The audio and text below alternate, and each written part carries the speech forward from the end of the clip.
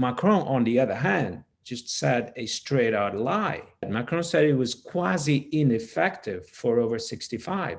Not that we didn't have enough data, but that in fact we had data and it was quasi ineffective. One of the most extraordinary statements I've seen a European political leader make. Hello, this is Stephen Edginton from The Sun, and today I'm interviewing Bruno Maçães. Bruno Maçães is an author, commentator, and former Portuguese Europe minister who has written extensively about geopolitics.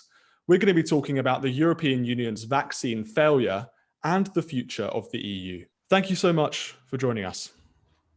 It's a great pleasure. The European Union has currently vaccinated around 8% of its population. Meanwhile, the UK, 32%, the US, I think around 23%, 24%. How has the EU failed so badly? Lack of preparation, too much complacency, not having the right instruments, the right mechanisms, the right people, the right institutions in place, not realizing what the moment was about. It was regarded as a normal procurement process, as if, let us say, you're launching a procurement process for a new building where you're concerned about price, where time is not really critical. Well, in fact, it was a new venture, an entirely new venture. I think the UK was correct to have a venture capitalist, Kate Bingham, at the head of it. And as she describes in a recent interview, and as every venture capitalist will tell you, this is a very specific process where you have to work side by side with the innovators, with the producers. You're not in a necessarily competitive relationship or conflictual relationship trying to extract concessions from the other side. And that's what the EU is doing. At the root of it, I think, was the fact that back in the summer, it really felt, and I heard that from Brussels officials, that the pandemic was kind of on the way out. And what you had on your horizon was perhaps a period of years where it would be endemic, it would be present, but it wouldn't be critical. Vaccines would take a long time, people thought. And anyway, we had time because we had other mechanisms to control it. All those predictions turned out to be unscientific, unrealistic, extraordinarily complacent.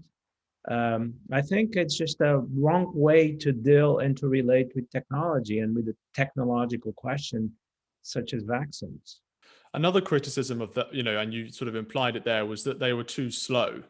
I think they signed their contract or they started negotiating with, for example, AstraZeneca 3 months after the UK did. Although the EU sort of say that they signed the contract around the same time, but I think that's kind of slightly a misdirection. Do you think that these issues of the EU being complacent, being too slow, do they kind of represent wider issues with the leadership of the European Union at the moment, or even with the kind of way that Brussels is structured? Right, too slow and also too stingy. I've looked at calculations, both the UK and the US spent a lot more money. And that's important when you're investing in something that you don't know if it's going to work or not. And you have to be willing actually to waste part of the money. That's how you do investment in new ventures. Now, what does it tell us about the EU? I think, there could be three interpretations. One, the EU as a whole doesn't work. And I don't quite see how you conclude that from this. The other interpretation would be that it's this current leadership and it's the Commission president. I also don't think that's the best way to look at it. It's something in the middle. It's about the mechanisms, the procedures, the institutions, the rules. It's about the need for deep reforms at the EU level, particularly how the Commission works and whether it has the right kind of powers, executive powers, to take difficult decisions, to take chances, to look to the future, to behave more like a government, particularly in moments when it's necessary to take risks. I don't think it shows that the EU as a whole doesn't work. In fact, I'm pretty sure if the process was being led at the national level, you'd have many of the same problems multiplying. Many national governments are not ready at all for this as well, for this kind of competitive global process. So it just shows that we need to reform the EU, but in some fundamental levels. I don't think with Barroso or with Jean-Claude Juncker that the result would have been very different. I mean, both of them might have anticipated that things are going wrong a bit earlier. I know I did. I started to notice things were going wrong back in November. So I'm surprised that now we hear the Commission president say only very recently, January or February, did we realize there were problems. So she certainly made mistakes, but the problems go deeper than the current leadership. And what do you make of Ursula von der Leyen? I know she's attracted a lot of criticism for her role in, she really tried to take over this vaccine rollout in the European Union. Obviously, it's kind of backfired. How, there's criticisms that she's inexperienced, that she's incompetent. What do you make of her as a politician? She's charismatic. The times I've been in the same room with her, listening to a speech. I mean, she's really charismatic. She's a good politician. She gets the attention of the room. She's the kind of politician when she enters the room, people notice, and she can command attention. Whether she's a good executive or not, it's still difficult to judge because it's very difficult to be German defense minister. No one has succeeded. So the fact that she doesn't necessarily speak against her. I think the main problem is that you need to be an insider in the Commission, and she's actually someone who is not. Juncker was the ultimate insider. Barroso, at the very least, had the great advantage of having been a prime minister before. That does help. Relate to other leaders and also sort of command authority. So we knew she would have a number of challenges, being very removed from the Brussels machinery, never having been the top leader. And I think those things don't help. And they're showing, obviously, in some of the decisions.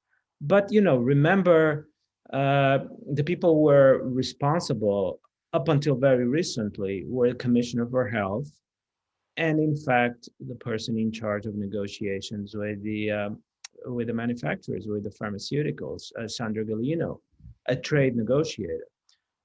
It's also revealing about the EU that we don't know who these people are necessarily unless you're an expert. And it's only very recently that Ursula von der Leyen has taken over the file. Now, you could say maybe she should have done it from the beginning because one knew that this was going to be a critical life or death issue for the EU in 2021, and she didn't. Only recently has she taken full authority over it. What do you make of the response by the European press to the Commission, and not just the Commission, but the EU as a whole, in terms of their kind of vaccine chaos, their vaccine failure to vaccinate as many people as other countries? Do you think there's that kind of accountability there that might be present in the UK, for example? Well, very few countries have the kind of press that UK has. A fiercely independent anti-power when necessary. That's not true in the continent. It's not true when covering the EU, and it's not true when covering national governments. I think the German press did a relatively good job, and the initial stories came out of Der Spiegel and other German newspapers, and without them, perhaps we would still not know a lot of what took place. But the press as a whole behaved, there was a bit of a herdish behavior. People knew that something was wrong. They didn't want to be the first to point it out. Once the news was in the public domain, then everyone joined criticizing. But there was very little, if any at all, what you'd call investigative journalism. And I've been pointing out that this is actually not good for the EU. You need that. You need that kind of pressure as a politician. And you need these mechanisms to alert you. Perhaps one reason the Commission president didn't know until very recently that things were not going well is that the press, until very, very recently, didn't point that out at all.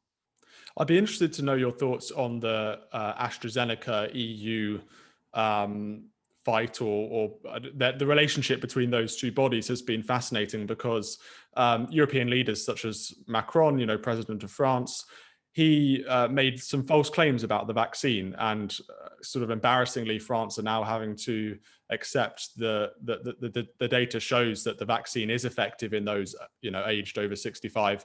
Germany has gone through a similar process where a German newspaper came out with some claims that later turned out to be, not necessarily true about the vaccine. And then you've seen both countries and other countries in the EU have huge stockpiles of the AstraZeneca vaccine that's being unused because the population have been convinced, or many in the population have been convinced, that the vaccine is less effective. What do you think that says about those leaders' actions? I mean, for example, do you think that it's a resentment against Brexit? Is it a resentment against the UK because the vaccine was developed by a British-Swedish company? No, I mean, no, not at all. I think it's just, I used to be a politician. It's just what you'd call political panic. Politicians have a sixth sense for this. They know when they're getting in trouble, and they try to get out of it. And they know a little sooner than it happens. They know that their publics are getting anxious. They know that the publics are not fully informed yet, but they will eventually. They know the comparisons with the UK and the US are now starting to be made. Social media is, of course, ahead of the print media. And so I think they're afraid, and they're trying to find ways to spin the story. There's a number of distinctions to be made here. The German media and the German health ministry were, in my opinion,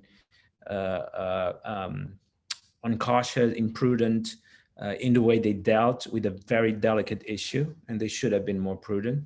Macron, on the other hand, just said a straight out lie, because it was correct that we didn't have as much data about over 65s as we had about under 65s. And the AstraZeneca CEO explained that had to do with ethical concerns that Oxford had.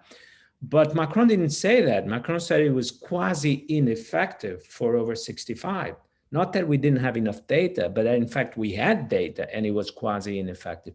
One of the most extraordinary statements I've seen a European political leader make, because he was on the most delicate issue, just a straight out lie. And he hasn't been held accountable to the extent that I think he should have. Now, there are countries where this has become a problem, like Germany. There are other countries, let me tell you about my own country, Portugal, where we have already administered 93% of all vaccines we've received.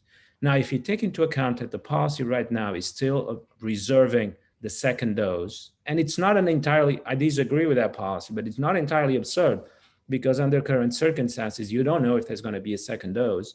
And if you believe people have to be vaccinated within a month, you want to keep them in reserve. So even taking into account that you're holding the second doses in reserve, we've administered 93% of all doses we've received. That's essentially like a dose arrives at the airport, goes straight into an arm. There's absolutely no delay here. Everything is being used. The only constraint in Portugal is supply. And I hear from doctors that if we had the supply we needed, we would finish in May, probably ahead of the UK.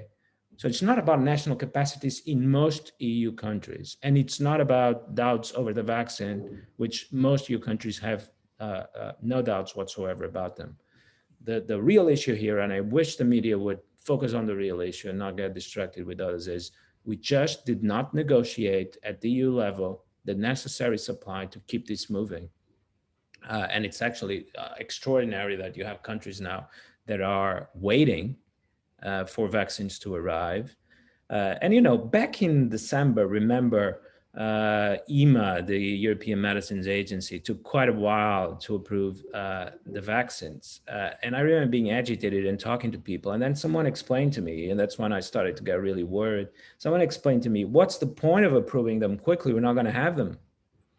So it was very clear already for a few months that supply was going to be the issue. But still in the media, you read a lot about anti-vax sentiment. And that's, maybe that's a small problem that we deal with at the end. And by the way, it tends to dissolve because as people see their friends being vaccinated and doing very well, that sentiment will dissolve. It's not based on religion, mostly in Europe. It's just a natural doubt about something that is new.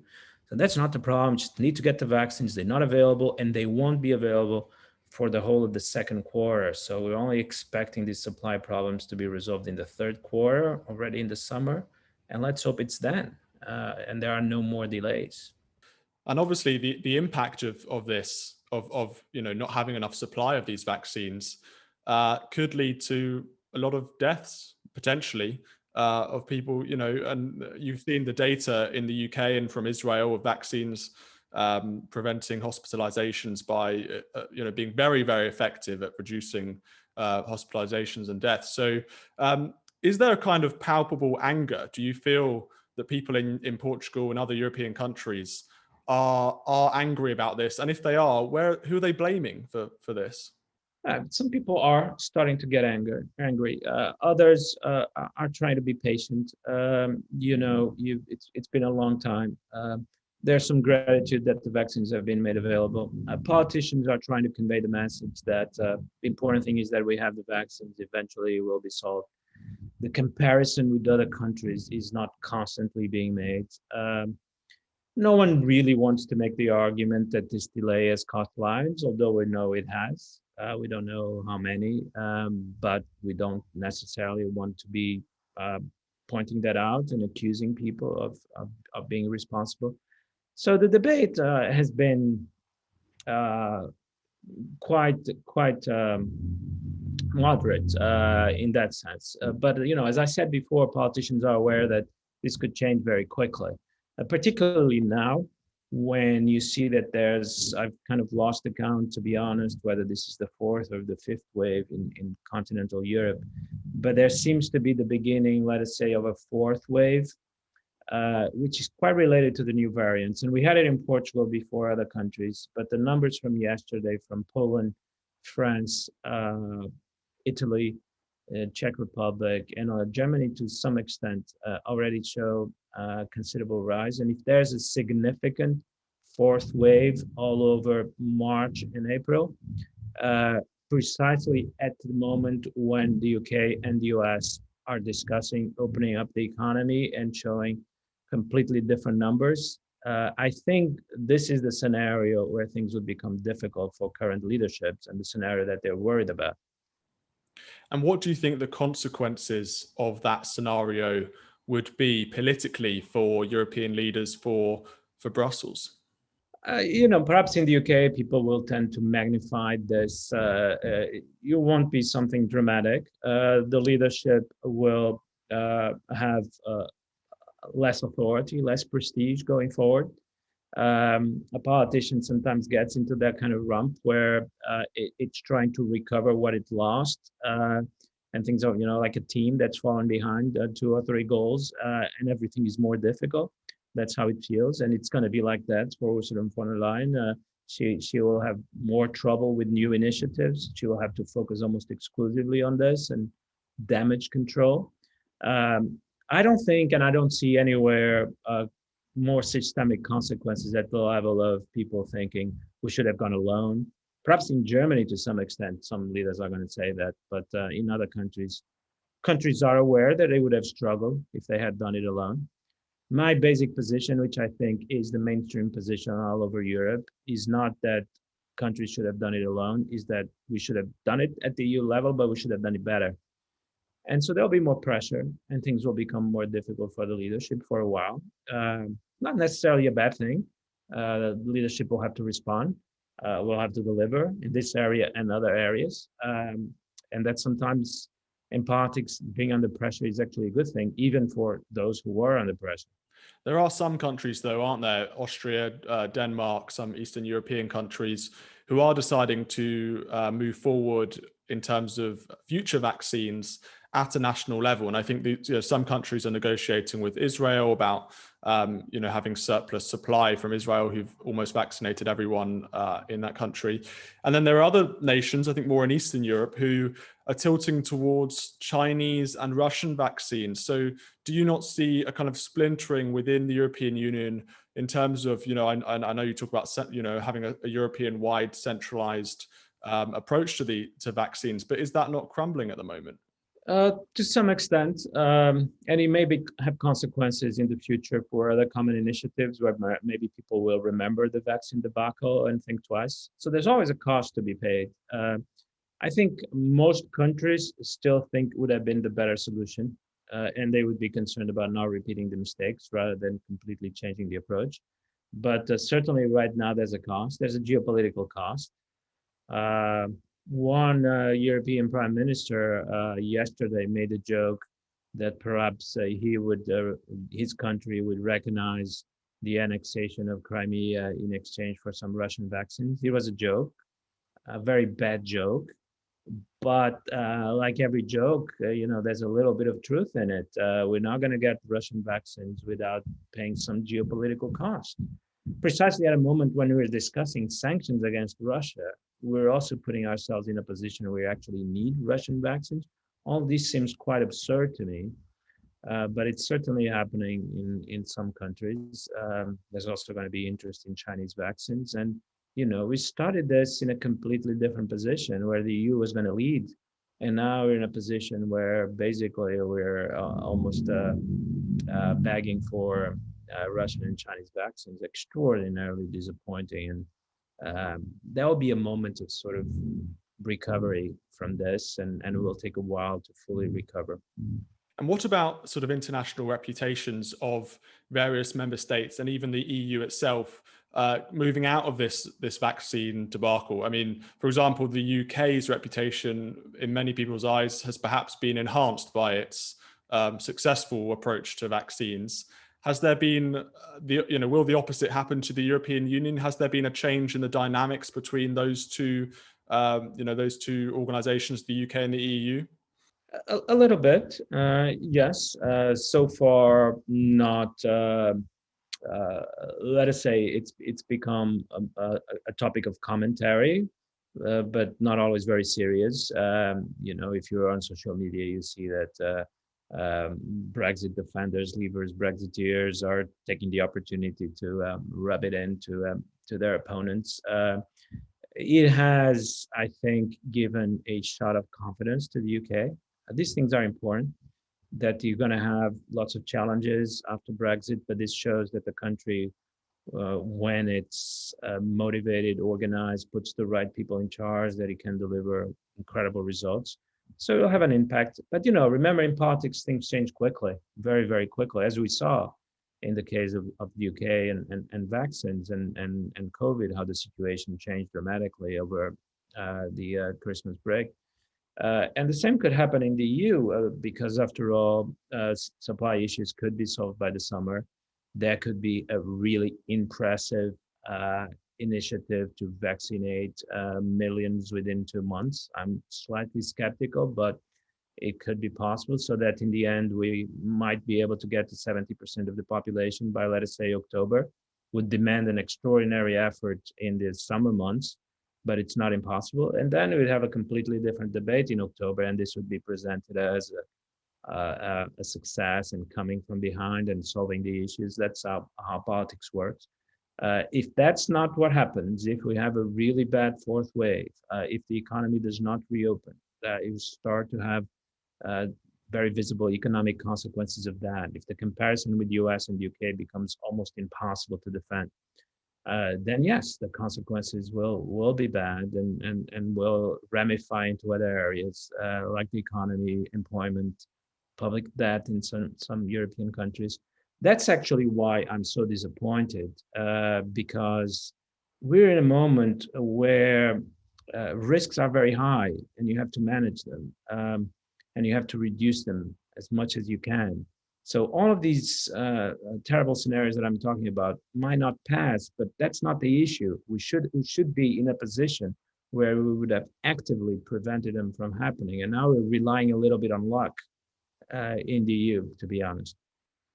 And this issue of Brexit, I know it's been extremely controversial, to say the least, in European countries. Do you think that there are at least whispers of people in Europe who say, well, actually, maybe that was the right decision. Maybe the Brits did do the right thing in the end. Vaccines is just one example of perhaps where Britain can diverge from the European Union and make a success of it? I don't think so. I think this is happening in the UK, as far as I can see. I think there's maybe if you had the referendum again, Leave would win with a higher margin. And I have friends that voted to remain and have changed their mind. It's almost like a perfect story for a Brexiteer because it sort of shows the slowness, bureaucracy, division, lack of initiative and results, all the arguments that had been used to defend Brexit. So in that sense, it serves that side of the debate very well in the UK. But it's not having that impact in Europe. The most destructive impact it could have would be in Germany if the sort of the mainstream of the German political establishment concludes from this. Not that the EU is a bad idea, but that on the really important critical issues, we're going to do it ourselves from now on. That would be quite destructive. But it's not an argument about leaving the EU, but it's an argument where the EU loses a certain amount of trust. That's certainly possible, and I hope Ursula and others are conscious that that's a real risk and has to be solved within the next 2-3 months. Otherwise, we're then going to take a decade to recover from that loss of trust. And in your opinion, can the UK make a success of Brexit?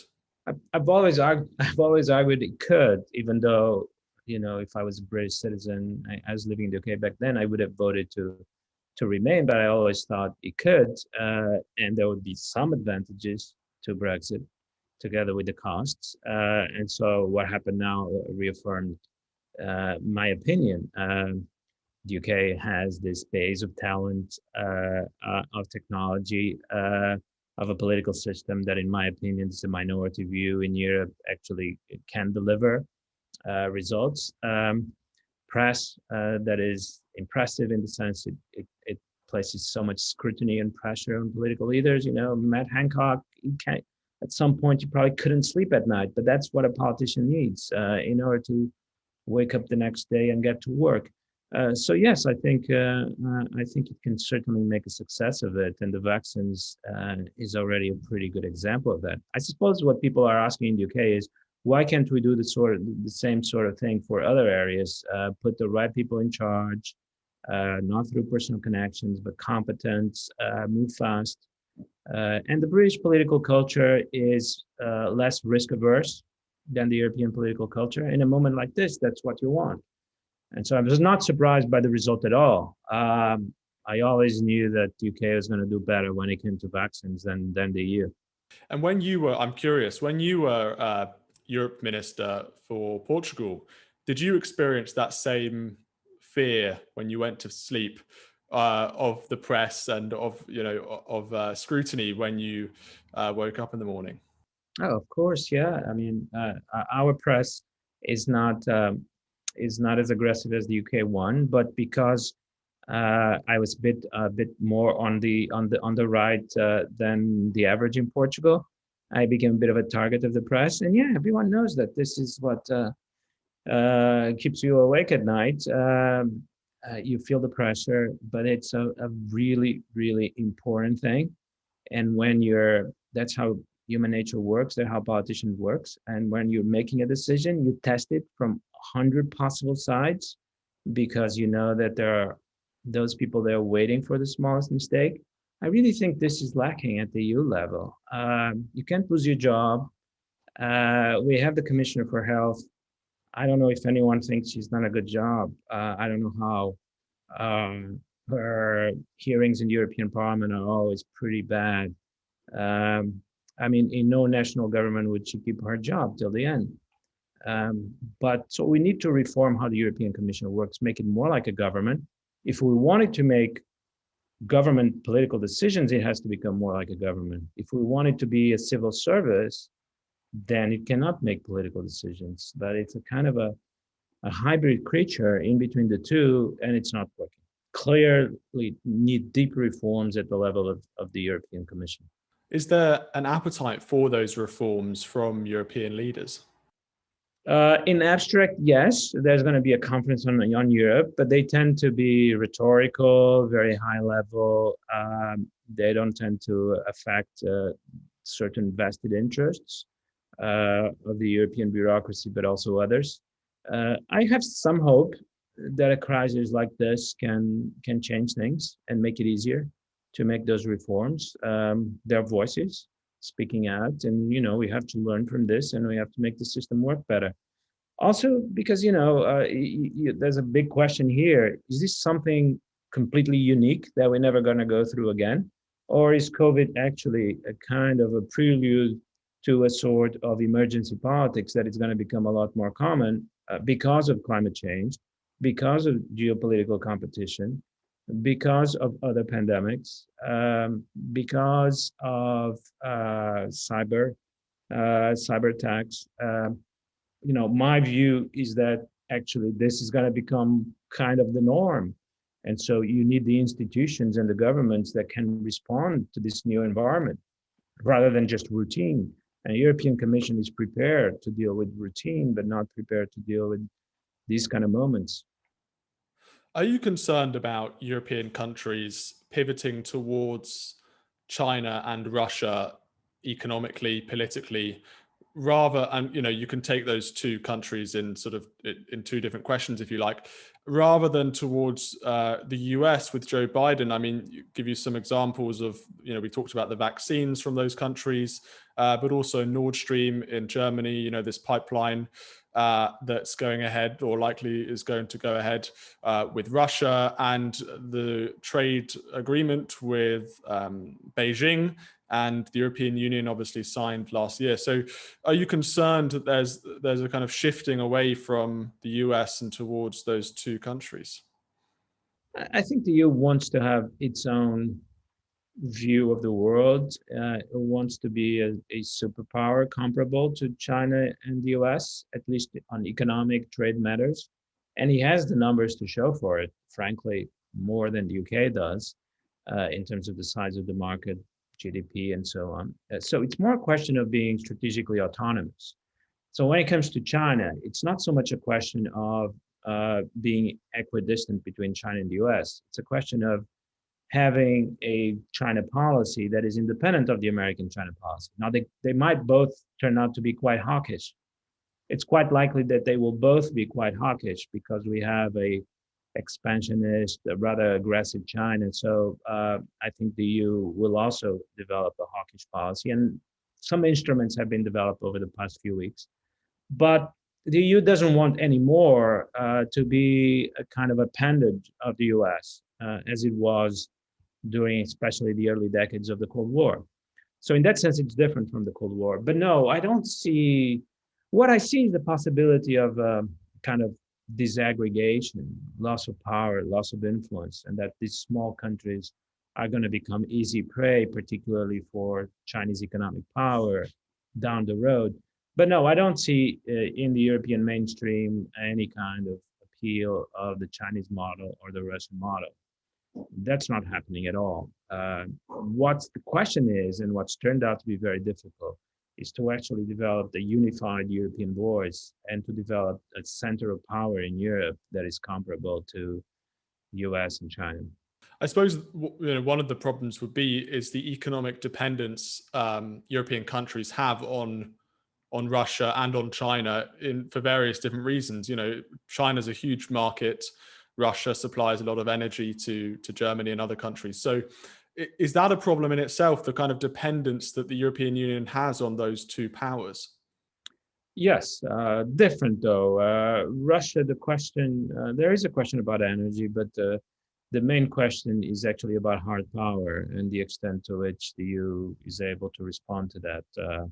Have very hard time responding in the case of Ukraine. And, if tomorrow, next year, Russia decides to annex Belarus under some sort of pretext, what can the EU do?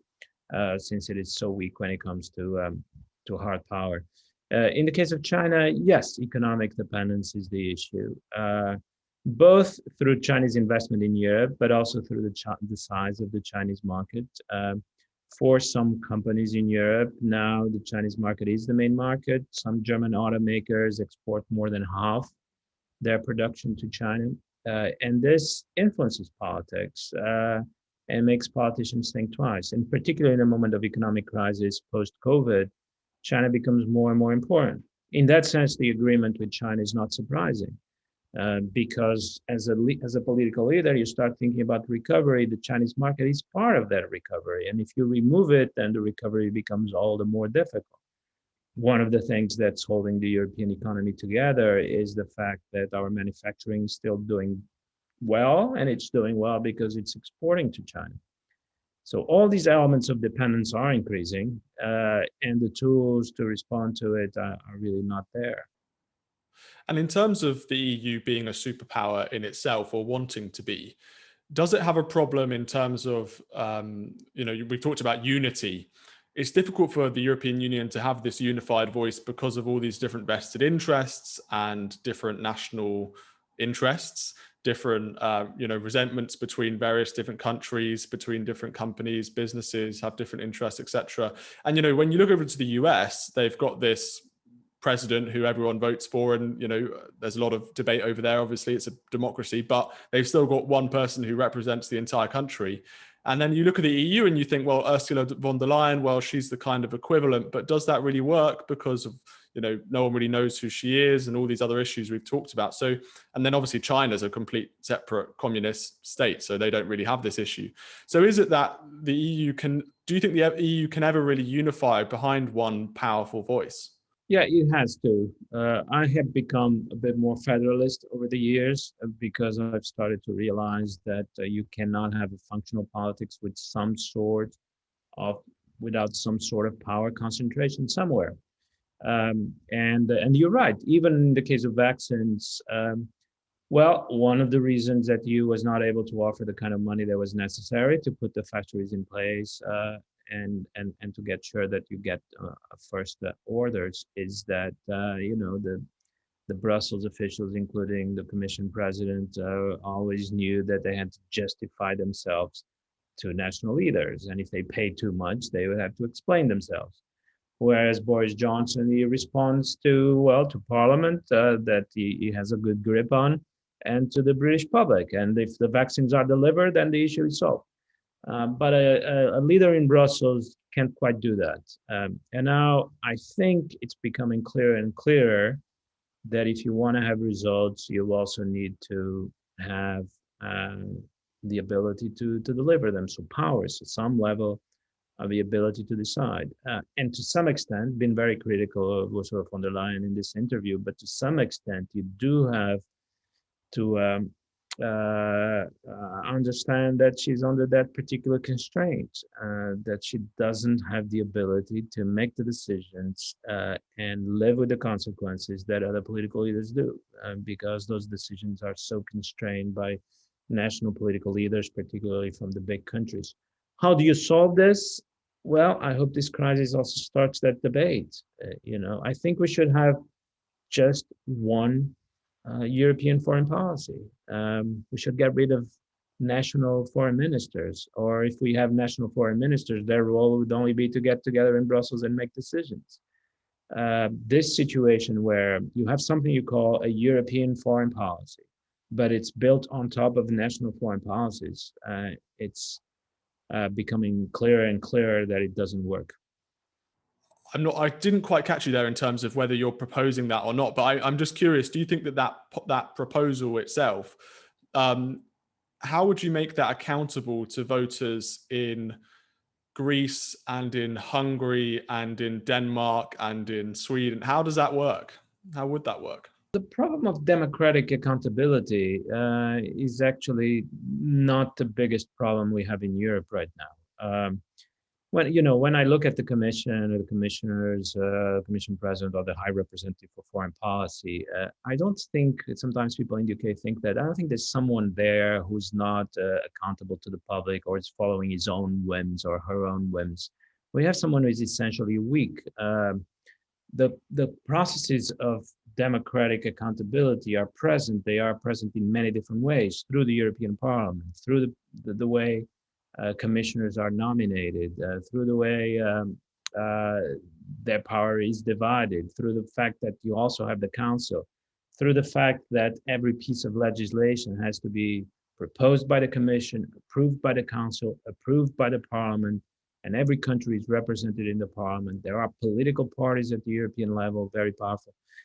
So the problem is not that power is centralized and kind of autocratic, and you do hear this argument in the UK sometimes. The problem is that power is so weak that effective decisions can't be taken. So I would be in favor of having some more centralization. We had another embarrassing episode in recent months, so they're starting to pile up, when the High Representative for Foreign Policy, effectively the European Foreign Minister, went to Moscow, and I think even he agrees that the results were not impressive. And again, the problem is, he cannot speak in his own voice. He has 20 people calling him the night before, telling him, make sure you don't say this, make sure you say that, in some cases contradictory messages. And so we need to have someone who is responsible to the European public and to European institutions. So, as I said before, there should be a mechanism for a commissioner to be more easily removed by the parliament with a vote of no confidence. I'm all in favor of that, but while he or she is in office, needs to have the power to actually make decisions and then be judged, lose her job if those decisions are not the right ones. Make it more similar to a national government. There used to be a time when I thought, well, we can create a completely new kind of political entity here, never seen before in human history, and it's going to work. Over the past few years, I've come to realize the EU has to become more like a national government. You cannot invent something new just like that and draw up some plan on a board. What's been tested over centuries is the essential structures of a nation state, and you have to reproduce at least some of those structures at the EU level. I want to further explore this idea of sort of strategic autonomy from the United States. Do you think this policy has sort of blindsided American officials? I know Joe Biden may have been hopeful that the European Union would sort of come under America's wing, as it were, after Donald Trump left office, for example. Right. Well, this is an issue where I'm actually very much supportive of what the Commission has done, because I don't see that the idea of a transatlantic alliance is that the Europeans are just under leadership and complete authority of Washington. That was never really the case, and it's even less the case now, because after the creation of the single market and after the creation of the euro, Europe changed. It's not the Europe of 1965, with 12 very small economies still recovering. This is a market the size of the US market, and this is a currency, the second most important currency in the world, deep financial markets and so on.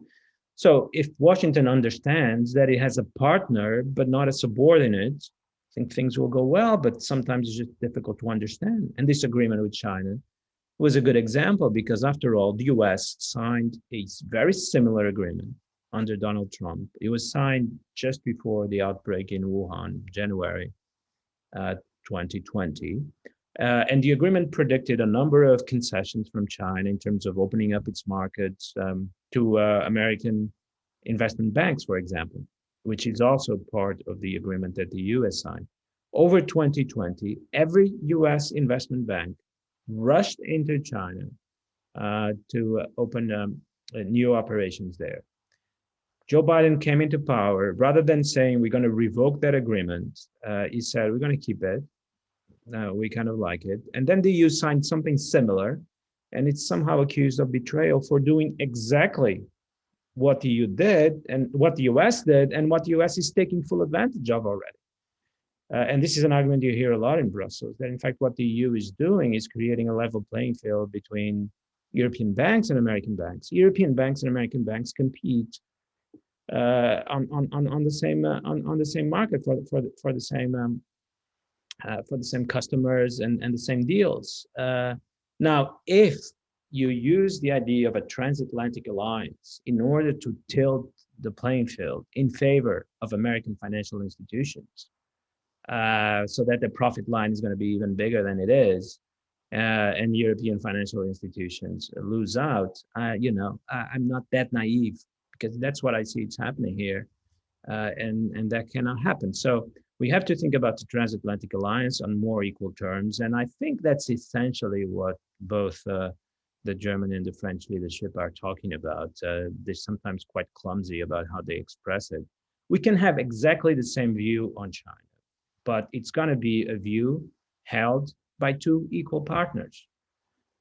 Even though we know that on military questions, we cannot compare to the US. But anyway, the questions we're discussing here in respect to China, they don't have anything to do with defense. They have to do with technology, with trade, with currency. And in those areas, EU and US are equal partners. Well, this is the last point you make, and I just want to ask one quick question about defense, because, and I'm glad you mentioned it, because the Americans would argue, well, and let's put this issue of this specific trade agreement to China to one side, but to sort of in a more broader context, the Americans would say, well, look, we've been paying for European defense for a very long time. It's only right that the European Union should follow America's foreign policy, because we're basically protecting you from threats from Russia and other places. So what do you make towards this argument of, look, American taxpayers have been subsidizing Europe? Well, that argument kind of makes me laugh, because there was exactly Donald Trump's argument. But the reaction to that argument when Donald Trump made it was that it was the most stupid thing ever uttered by an American president. That American military presence in Europe was not a favor to Europeans, was in the American national interest. That's what every expert would tell you when Donald Trump was saying that. So now apparently it's not a bad argument after all. No, I thought it was a bad argument then, and I think it's a bad argument now. It's not that the Americans are making us a favor and that we have to reciprocate in some way, or that we have to pay for their military presence in Europe. Remember that when Trump made this argument, he was accused of turning the US military into a kind of mercenary corps. And now apparently this argument is supposed to be taken seriously, that American military presence in Europe has to be paid through loyalty, and perhaps through sacrificing our own business interests to American interests, and perhaps through other ways. No, it was a bad argument when Trump made it. Has to be a bad argument when Joe Biden makes it. Thank you so much for joining us. That was interesting. Pleasure. Thank you.